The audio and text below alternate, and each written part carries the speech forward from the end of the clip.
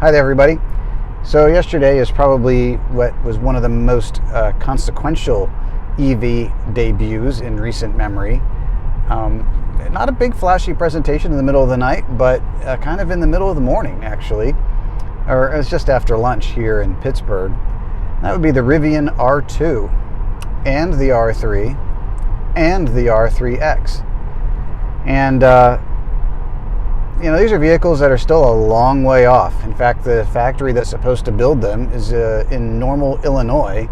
And as far as I know, I don't think they've even broken ground on it yet. So it's really hard to launch and ramp a car or a truck or whatever when you don't even have the factory built. So I think the question is very much open as to whether or not Rivian will be able to do this. Regardless of whether they're able to do it at the price point that they're quoting right now, which is starting at $45,000 for the R2. But can they do it at all? Because we know at this point Fisker looks to be not looking like they're going to continue very long. Tesla financially is fine. All the other big manufacturers, except for possibly Stellantis, we'll talk about Stellantis if I don't run out of road. But let's just assume that they can do it, and let's just assume that they can hit that price point, and that they can hit production numbers, and that they can do all of the things magically and perfectly that need to happen to launch just the initial R2. From a spec standpoint, I think it stacks up extremely favorably to a Model Y. And with the supercharger network being opened up to other manufacturers, and of course the R2, 3X are all going to initially ship with the Tesla charge port as their normal charge port. That used to be one of the biggest moats Tesla had. So absent that locking out of that network, it makes a pretty compelling vehicle for anybody who would otherwise be looking at a Model Y. I've never been a big fan of the way the Model Y looks. I think it's a little blobby and a little bloated, and I'm sorry, I still don't like the new direction of Tesla interiors with their whole thing of like normalizing simple as somehow being luxurious. I don't know. At least give me two displays. Give me some stocks. Give me some things like... Anyway, that's a whole nother rant. The R2 and the 3 and the 3X, what they do and what they do well in their initial appearance is that they are very much normal vehicles that happen to be electric. And in that regard, they're in a category that's very, very small, because most of these other normal cars that are electric, like the Audi e-tron and the upcoming Porsche Macan, they're all extremely expensive, whereas the R2 is coming in at a price point that is pretty much on par with the Tesla, but yet also touting kind of high-end styling and details and brand recognition, and doing so in a very normal way, and also keeping the things that make EV-only manufacturers somewhat unique, is that they recognize the value of frunk space, for example. I mean, this is something that seems to be lacking on mainstream manufacturers that are still kind of old school in their ideas of what to do or not do underneath the hood of a car. So I was pleased to see that. I think the liftover height on the Rivian frunks, on all of the Rivian frunks, including the R1s, is that's a long way and a lot of scratch-prone things to lift your suitcase over to drop it into a bucket in front. But that's the Rivian. It's the way they do frunks, so it is what it is. But I've always thought that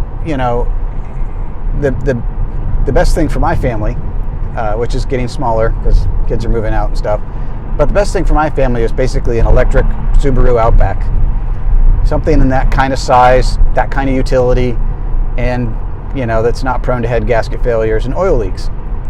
So we solved one of those by getting the flat 6 Outback, but yeah, it still leaks oil, or is going to leak oil. We just kind of know that's going to happen. The R2 is basically that. It's an electric Outback.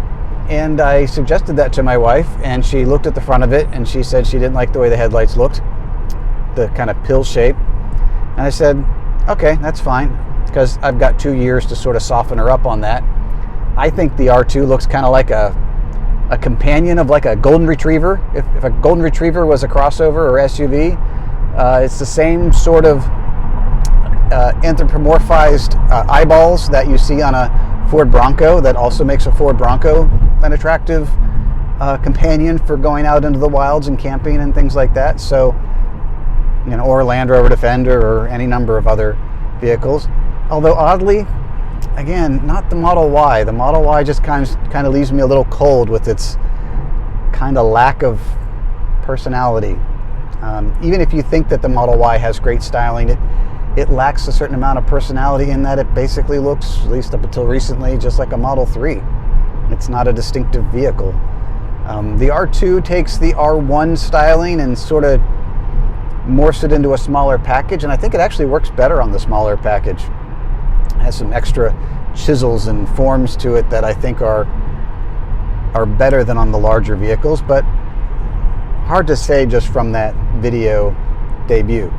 Now, the R3 and the R3X, now that's where the real innovation I think is going to come in, even though those are obviously delayed till after the R2 launch. But the R3X in particular gives me real Lancia Delta vibes, or the Volkswagen Golf Country that they had overseas. I think that if the Rivian R2 is the electric version of a Subaru Outback, the R3X is the electric version of the Subaru WRX. I mean, if it has a power increase over the R3, that's even better. But even just in appearance, it kind of has that same market I think that it's going for, and I think it will sell like crazy if they're able to deliver that. And you have to assume that if the R2 is in that $45,000 starting price, then an R3 is going to be something south of that. At least I would hope that would be the case, because it's a little bit less vehicle if we just look at it dimensionally. And yeah, so if you can bring, let's say you knock off $5,000 even. Okay, you're looking at $40,000, but now you're in Model 3 territory. And regardless of whether they're better or worse is kind of irrelevant. The fact is that you've got choices. You've got some options now. And that wasn't the case prior to yesterday, really. And the Rivians, again, whether you like the look or not, sorry to my spouse, happy International Women's Day. The fact is it's distinctive, and it's a real strong brand identity, and it's a brand that didn't exist just a few years ago, and I think that that's kind of interesting in and of itself. So best wishes to them. I really hope that they can bring these things to market, and I really hope they can do it at the prices that they're saying they're going to try and bring them to market at.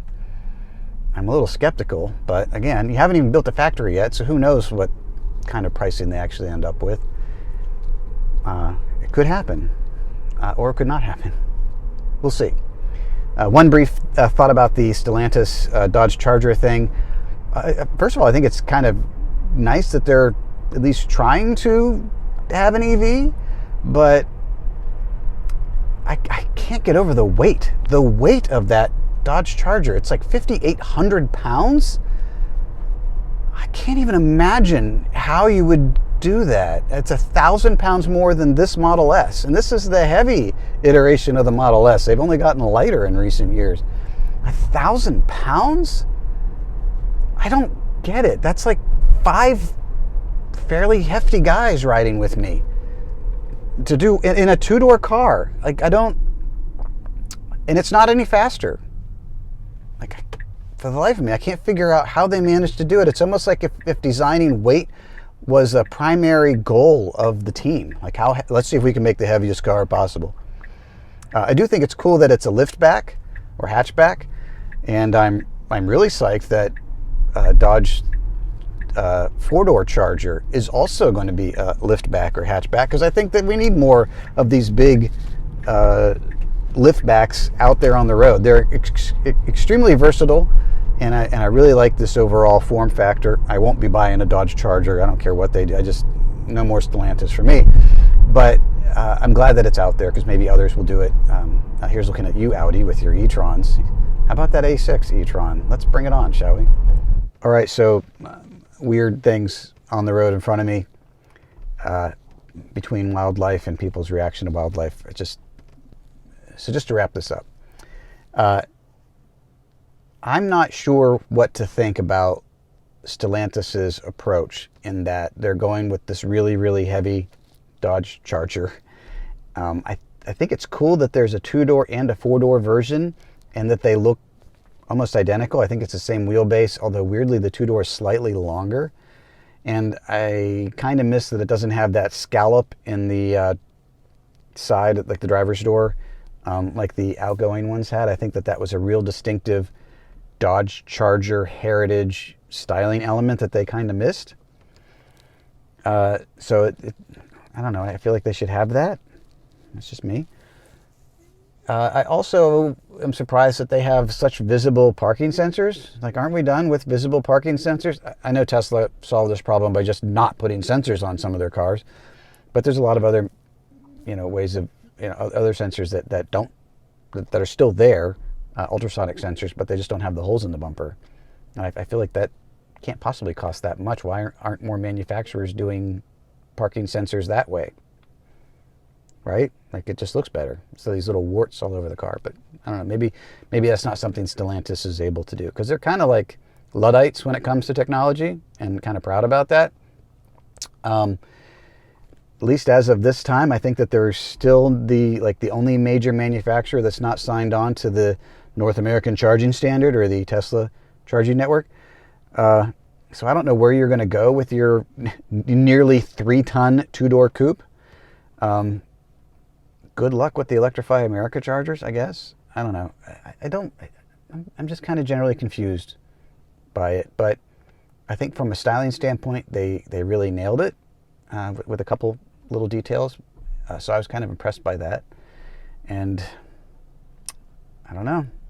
I think it's only a matter of time until we see generally paint on an EV, which, it's going to be kind of a weird thing. Yeah, so I guess final thoughts is good luck to Rivian. Good luck to those of you that have watched this far. Thank you for that. And I'm really fascinated to see if another company can ramp up and succeed and build a factory and a mainstream EV. And I think that Rivian R2 is I think that's got a lot of broad appeal. Even if my wife isn't in that category. As for me, I do not have a reservation deposit on any of those, because I just don't believe in that whole thing. I don't know that I want the first production of anything. Not that this car has been bad or anything, but it's just, they revised enough stuff that I'm like, I just don't need to go through that again. But the real issue for me, and I know that it's 2+ years from deliveries, but when I look at the map of where Rivian service centers are, the closest one is in Cleveland. And that's exactly the same situation I was in with this car when I bought it, is that there was no service center in Pittsburgh, and they would truck it to and from Cleveland.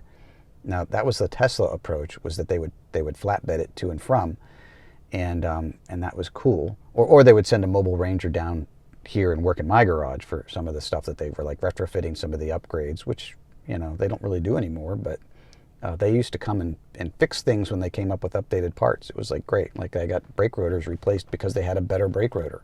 Nothing wrong with the ones I had, but they're like, hey, we have new brake rotors that are whatever. Like, okay, I'll take them. Stuff like that. Anyway, they don't do that anymore. But having a service center, I don't know what Rivian does. I don't know if you have to take your Rivian to a service center, or do they send, I know they got mobile units that use the vans and stuff, but I don't know. If there's a number of Rivian owners in Pittsburgh, I see them around. I don't know how they get their stuff fixed. If they're responsible for getting it to Cleveland or not, but I'm just not going anywhere near any of that mess until their whole service side is sorted and there's more boots on the ground reports about how they're servicing a more mainstream car. Because as we know with Tesla, service was really, really great and very customer focused, kind of right up until the moment they got crushed by all of the Model 3 teething problems when they first came out. And I think that probably the same thing's going to happen with the R2. I think that it's just very difficult to launch something at that price point, and people have very high expectations, and there's a lot of learning to be done and iterations and stuff like that, and I don't want to be a part of any of that mess anymore. So those are kind of my thoughts, but it's still really exciting. We're still kind of in the leading edge of this transition for some manufacturers more than others, and it's interesting to see what different companies come up with. And yeah, so thank you for watching, especially if you made it all the way to the end. And yeah, I'll do another one of these if something catches my fancy. Have a good weekend, everybody.